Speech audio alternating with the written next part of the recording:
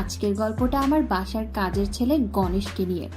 তার সাথে আমার কিভাবে হলো সেই গল্পটাই তোমাদেরকে বলবো আজ। তাই আর বন্ধুরা দেরি না করে গল্প শুরু করি। এই দেখো বন্ধুরা, আমার পরিচয়টিই তো দেওয়া হলো না। আমি ইন্দ্রাণী, একটি সম্ভ্রান্ত পরিবারের বউ। আমরা কলকাতায় থাকি। আজ 3 বছর হলো আমাদের বিয়ে হয়েছে, তবে সন্তানের মুখে এখনো দেখতে পারলাম না। অনেক ডাক্তার দেখিয়েছি, সমস্যা আমার জামাই মশাইয়ের। তবুও শ্বশুরবাড়ির লোকজন কেউ মানতে চায় না সমস্যাটা তাদের ছেলের। কি করব বলো বন্ধুরা, সবারই একটি আশা থাকে সন্তান নেয়ার। হয়তো আমার শ্বশুরবাড়ির লোকজনরা জানে না আমার স্বামী কতটা অদক্ষ। বেশ কদিন ধরে একটি কাজের লোকের জন্য আবদার করেছিলাম জামাই বাবুর কাছে। এত বড় সংসার আমি একা সামলে উঠতে পারি না। তিনি তার গ্রাম মুর্শিদাবাদে খবর লাগিয়ে গণেশকে ডেকে পাঠালেন। রোগা চিকনা পাতলা শরীরের এক যুবক গণেশ। ভাবছিলাম তাকে দিয়ে আমার মা হওয়ার আশাটা পূরণ করব, কিন্তু তার শরীর দেখে মনে হলো আমার সেই আশায় জল। তারপর আশা ছেড়ে দিয়ে জীবন চলে তার মতন। সংসার করছি, প্রতি রাতে স্বামীর কাছে আদর খাচ্ছি, তবুও কেন জানি অতৃপ্তি থেকেই যায়। কেননা আমার স্বামীর আমার কাছে আসার পরই হয়ে যায়। যাই হোক বন্ধুরা, একদিন রান্না বান্না শেষ করে কি যেন মনে হলো গণেশের রুমের সামনে গেলাম। গিয়ে দেখি হালকা খোলা, ভেতরে যা দেখলাম তার জন্য আমি কোনোভাবেই প্রস্তুত ছিলাম না। দেখলাম সে বাম হাতে ফোন নিয়ে ডান হাতে কি যেন করছে। মনে সন্দেহ জাগলো। কোনো শব্দ না করে হুট করে তার রুমে ঢুকে গেলাম। সে আমায় দেখে ভ্যাবাচাকা খেয়ে গেল। তাকে দেখে আমিও তো অবাক, যা ভেবেছিলাম তাই করছে। তার ওটা দেখে আমি তো আকাশ থেকে পড়লাম। বাবা কি বড়, যেন জন্ম তার আফ্রিকাতে হয়েছে। ঠিক তখনই ঠিক করে নিলাম আমার এটাই চাই। আমি ভাবতে ভাবতে দেখলাম সে আমার পা জড়িয়ে ধরে রয়েছে আর কাঁদতে কাঁদতে বলছে, দিদিমা দয়া করে দাদা ভাইকে বলো না। আমি মুখে মুখে রাগ দেখালেও মনে মনে ভাবলাম ছেলেটি আর খারাপ কি করেছে, তার হয়তো কিছু চাহিদা আছে। তারপর থেকে ধমক দিয়ে বললাম, আচ্ছা ছাড় আমাকে, তোর দাদাকে বলবো না, তবে একটা শর্ত আছে, আমি যা বলবো তাই শুনতে হবে। সে বলল, আমি তোমার সব শর্তে রাজি দিদিমা। আমি বললাম, প্রথমেই দিদিমা বলাটা বন্ধ কর, আমাকে আমার নাম ধরে ডাকবি। সে বলল, না না দিদিমা, তা কি করে হয়।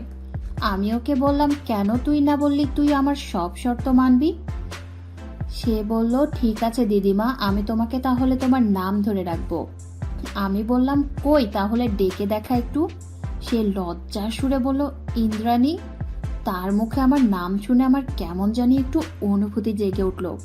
আমি বললাম, আচ্ছা ঠিক আছে, আজকের মতন এ পর্যন্ত, বাকিটা তোর কাছ থেকে আমি সময় মতো চেয়ে নেব। সে এবারের মতন হাফ ছেড়ে বাঁচল। তারপর আমি মনে মনে ভাবতে থাকলাম তার সাথে কিভাবে শুরু করব। হঠাৎ একটি দুষ্টু চিন্তা মাথায় আসলো। রান্নাঘরে কাজ করার সময় আমি ইচ্ছা করে আমার কোমরে আঘাত লাগালাম। তাকে ডেকে বললাম, গণেশ, হে গণেশ, কোথায় তুই, এদিকে আয়। সে দৌড়ে এসে বলল, দিদিমা কি হয়েছে। আমি বললাম, আমার কোমর ব্যথা লাগছে, আমাকে কোলে করে রুমে নিয়ে চল। সে প্রথমে ইতস্তত বোধ করলেও আমার এক ধমক শুনে সাথে সাথে আমাকে কোলে নিল এবং আমাকে আমার রুমে নিয়ে গেল। আমি বললাম, ওখান থেকে ফার্স্ট এইড বক্সটা নিয়ে আয়, ওটাতে মলম আছে। অবশ্য তার ভেতরে আমি আগে থেকেই কিছু প্রোটেকশন রেখে দিয়েছিলাম যেন সেটা দেখতে পায়। সে ফার্স্ট এইড এর বক্সটা নিয়ে আসলো, খুলে দেখলো মলম এবং সাথে কিছু প্রোটেকশন। ওগুলো দেখে বোধহয় একটু লজ্জা পেয়েছে। আমি বললাম, এই হাঁ করে তাকিয়ে না থেকে আমার এখানে মলমটা লাগিয়ে দে। সে প্রথমে না না করলো। আমি বললাম, শর্তের কথা ভুলে গেলি নাকি। সে আর কিছু না ভেবে আমার কোমরে মলম লাগাতে লাগলো। বন্ধুরা, সে যতই হালকা পাতলা হোক না কেন, তার হাতটা বড় শক্ত, আর একটা পুরুষের হাত শক্ত হলে মেয়েরা যে কত মজা পায় তা হয়তো তোমরাই জানো। আমি আমার মতো করে মজা নিতে থাকলাম আর সে তার কাজটা করতে থাকলো। আমি আস্তে আস্তে শাড়িটা উঁচু করে ধরলাম। সে হয়তো লজ্জা পাচ্ছে, কিন্তু আমার তো তার সাথে খেলতে হবে। আমি আবার বললাম, এই তুই আমার বুকের দিকটা একটু মলম লাগিয়ে দে তো। সে বলল, ইন্দ্রাণী, তোমার বুকে ব্যথা লেগেছে নাকি। আমি বললাম, না বুকে ব্যথা লাগেনি, কিন্তু বুকের ভেতর অনেক ব্যথা। তুই বুঝবি না, তোকে যা বলেছি তুই তাই কর। আমাকে কি বলা যাবে ইন্দ্রাণী, তোমার কিসের ব্যথা। আমি বললাম, না, এখন এসব তোর শুনতে হবে না, যখন সময় আসবে সব জেনে যাবি, তোকে যা বললাম তুই তাই কর।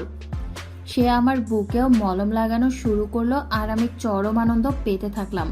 সে হয়তো এবার বুঝতে পেরেছে আমি তার থেকে কি চাই, এর জন্য সে ভালো মতো ডলতে লাগলো।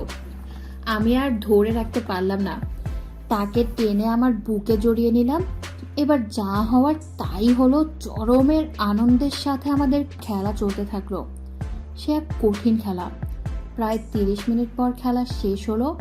আমি জীবনে কখনো এত মজা পাইনি, বরং আমার স্বামী এই কয় বছরে আমাকে কখনোই এত মজা দিতে পারেনি। সে দিনের পর আমি তার ভক্ত হয়ে গেলাম, কিন্তু তাকে এটা বুঝতে দিলাম না। তাকে সবসময় ধমকের উপর রাখতাম। আমরা প্রতিদিনই করতাম প্রায়। আমার জামাই যখন তার কর্মস্থলে যেত, তখন থেকেই শুরু হয়েছে আমাদের এই খেলা। সে একটু রোগা পাতলা হওয়াতে তার কষ্ট হয়ে যেত, এর জন্য আমি তাকে প্রতিদিন দুধ খেতে দিতাম এবং আরো অনেক কিছু, যেন আমার আনন্দে কোনো বাধা না আসে। এভাবেই চলতে থাকলো বেশ কয়েকটি বছর। হঠাৎ সে আমাকে আমার মনের দুঃখের কথা জানতে চাইলো। আমি এবার সিদ্ধান্ত নিলাম তাকে এবার আমার মনের কথাগুলো বলে দেব। এটাই হয়তো সঠিক সময়।